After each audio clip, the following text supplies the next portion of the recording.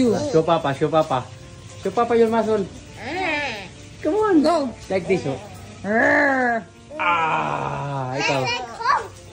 Yeah, okay, like this, oh. Like Hulk.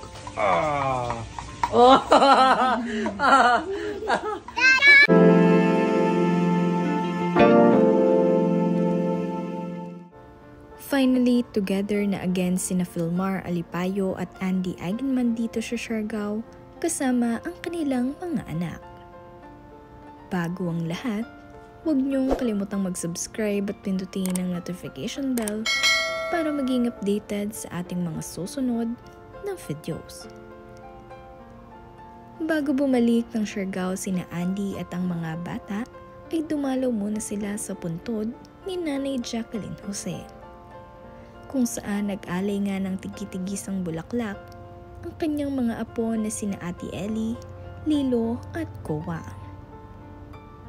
Magkakaiba nga rin ang bulaklak na daladala ng mga bata, kaya naman nakakatuwa dahil sila mismo ang namili ng bulaklak na ito na ibibigay nila kay Nanay Jacqueline. Ngayong araw nga rin na ibinahagi nitong si Andy ang kanilang selfie ni Papa Filmar at ibinahagi na siya ay nakabalik na ng Siargao. At nilagyan nga niya ito ng caption na, "Kami pa naman." Dahil nga pumutok ang issue na hiwalay na silang dalawa. Ibinahagi nga rin ni Papa Filmar ang video na ito ni Lilo at Kowa at nilagyan niya ito ng caption na, "Nakaoli na sila." Kung saan sinasabi nga niyang nakauwi na itong sina Lilo, Kowa at Mama Andy. Ito ngang si Ate Ellie ay naiwan muna rito sa Manila sa kanyang Ejercito family. Kaya naman sina Lilo at Kowa lamang ang nasa video.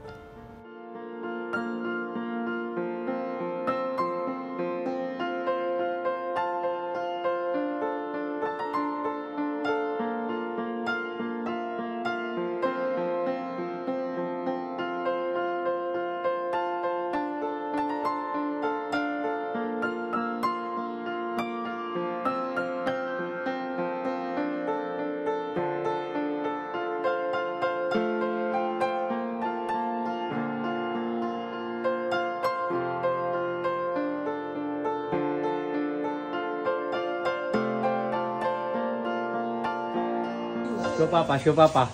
Show Papa your muscle. Come on, go. Like this, oh. Ikaw. Yeah, okay, like this, oh. Like Hulk.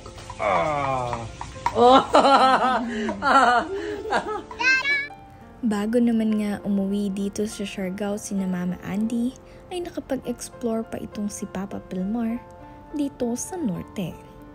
At nakakatuwa nga rin dahil masayang-masaya ngayon ang kanilang mga fans at supporters dahil nabibigay nila ang assurance para sa mga kumakalat na fake news ngayon na sila ay hiwalay na ni Andy Eigenman. Ngayon ay panatag na ang kanilang mga fans at supporters dahil kompleto na muli dito sa Siargao ang Happy Islanders family.